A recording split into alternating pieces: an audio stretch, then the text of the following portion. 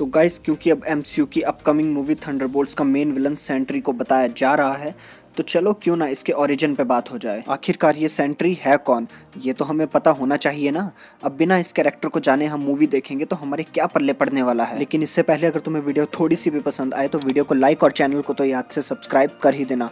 और मैंने चैनल पे बहुत ही बढ़िया बढ़िया वीडियोस बना के रखी है यार, तुम्हारे लिए ही बनाई है, तो उन्हें भी जाकर चेकआउट करो। तो चलो फिर वीडियो को शुरू करते हैं। तो अब बात मैं सेंट्री के ओरिजिन की करूं तो इसे बहुत ही कंफ्यूजिंग वे में और फ्लैशबैक्स के थ्रू हमें सेंट्री का ओरिजिन दिखाया गया है, लेकिन मैं पूरी कोशिश करूंगा कि इसे इजी वे में तुम्हें समझा सकूं। तो इस सेंट्री के ओरिजिन को मैंने लिया है सेंट्री की फर्स्ट कॉमिक बुक से, जो आई थी सितंबर 2000 में। तो सेंट्री का असली नाम रहता है रॉबर्ट रेनॉल्ड्स। तो एक रात बुरा सपना देखने के बाद रॉबर्ट की नींद अचानक से खुल जाती है और वो काफी घबराया हुआ भी लगता है। यही सब देखकर रॉबर्ट की वाइफ उससे पूछती है क्या हुआ, लेकिन रॉबर्ट कहता है कुछ नहीं।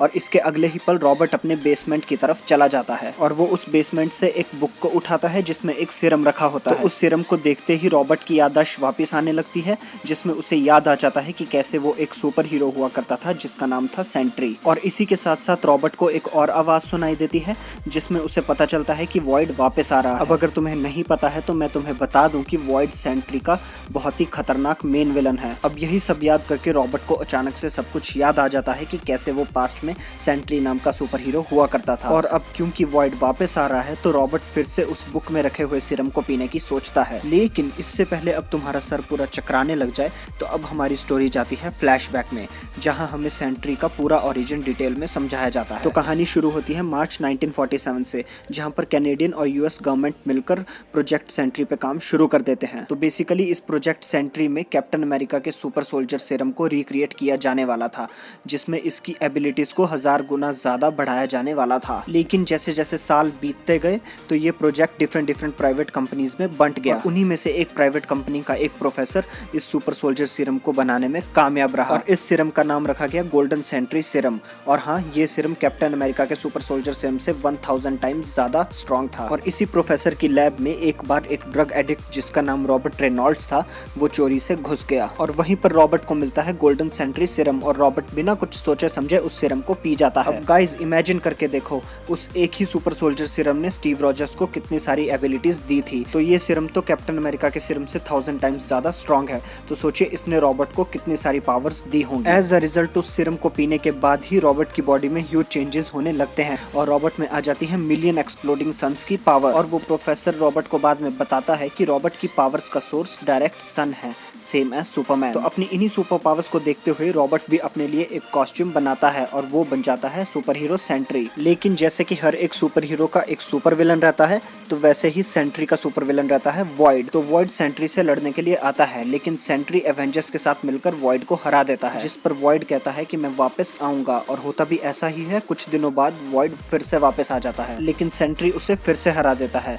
मगर वॉइड तो हमारे सेंट्री के पीछे एक छड़े आशिक की तरह पड़ा हुआ था। सेंट्री जितनी बार भी वॉइड को हराता, वॉइड बार बार वापस आ जाता और इसका रीजन किसी भी सुपर हीरो को पता नहीं लग रहा था। लेकिन फिर अचानक से सभी सुपर हीरोज के बीच में ये सीक्रेट रिवील होता है कि वॉइड कोई और नहीं, सेंट्री की ही सेकंड पर्सनैलिटी है, जो कि सेंट्री की कॉन्शियसनेस में एग्जिस्ट करता है। इसीलिए जब तक सेंट्री एग्जिस्ट करता है, वॉइड भी एग्जिस्ट करेगा। इसीलिए ये सब देखकर सभी सुपर हीरोज एक प्लान बनाते हैं जिसमें वो टेक्नोलॉजी की हेल्प से सेंट्री की एग्जिस्टेंस को मिटा देते हैं। इसमें बेसिकली टेक्नोलॉजी की हेल्प से पूरी दुनिया सेंट्री की एग्जिस्टेंस को भूल जाती है और इवन कि खुद रॉबर्ट रेनॉल्ड्स भी सेंट्री के एग्जिस्टेंस को भूल जाता है। तो हाँ, इसके बाद रॉबर्ट रेनॉल्ड्स एक नॉर्मल लाइफ जीने लगता है। तो इसी इवेंट के कुछ सालों बाद हमारी कहानी प्रेजेंट डे में शिफ्ट होती है, जहां पर रॉबर्ट रेनॉल्ड्स को सब कुछ याद आ चुका है कि कैसे वो सेंट्री नाम का सुपर हीरो हुआ करता था। और अब क्योंकि उसे लगने लगता है कि वॉइड वापस आ रहा है, तो वह अपनी उस बुक में रखे गोल्डन सेंट्री सीरम को उठाकर पी जाता है और रॉबर्ट एक बार फिर से बन जाता है सेंट्री। और वो सेंट्री बनते ही सभी सुपर हीरोज के पास जाता है, लेकिन वहां पर कोई भी सुपर हीरो उसे पहचान नहीं पाता है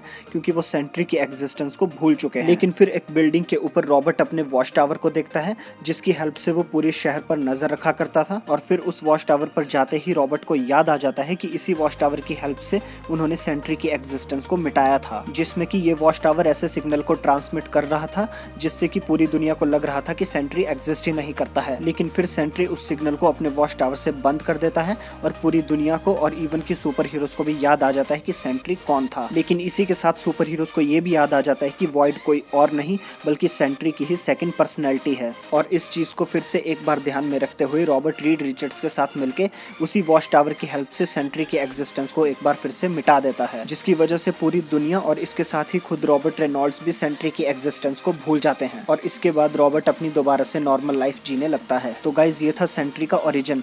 उम्मीद है वीडियो में तुम कंफ्यूज नहीं हुए होंगे और वीडियो तुम्हें समझ आई होगी। तो गाइज यही था सेंट्री जो हमें एमसीयू की अपकमिंग मूवी थंडरबोल्ट्स में दिख सकता है और इसे कई कारणों की वजह से डीसी के सुपरमैन के साथ भी कंपेयर किया जाता है। कैसे दोनों को एक ओवरपावर्ड कैरेक्टर बोला जाता है और दोनों को उनकी सुपर पावर्स डायरेक्ट सन से ही मिलती हैं और दोनों की ही कॉस्ट्यूम में एक बड़ा सा एस भी है। तो इन्हीं सभी कारणों की वजह से सेंट्री को सुपरमैन की कॉपी भी कहा जाता है। तो बस भाइयों आज की वीडियो यहीं तक थी। उम्मीद है तुम्हें वीडियो पसंद आई होगी। अगर वीडियो थोड़ी सी भी पसंद आई हो तो वीडियो को लाइक और चैनल को भी याद से सब्सक्राइब कर दो और मेरे इंस्टाग्राम अकाउंट को भी फॉलो कर दो। तब तक के लिए मैं मिलूंगा एक नेक्स्ट वीडियो में। Thanks for watching.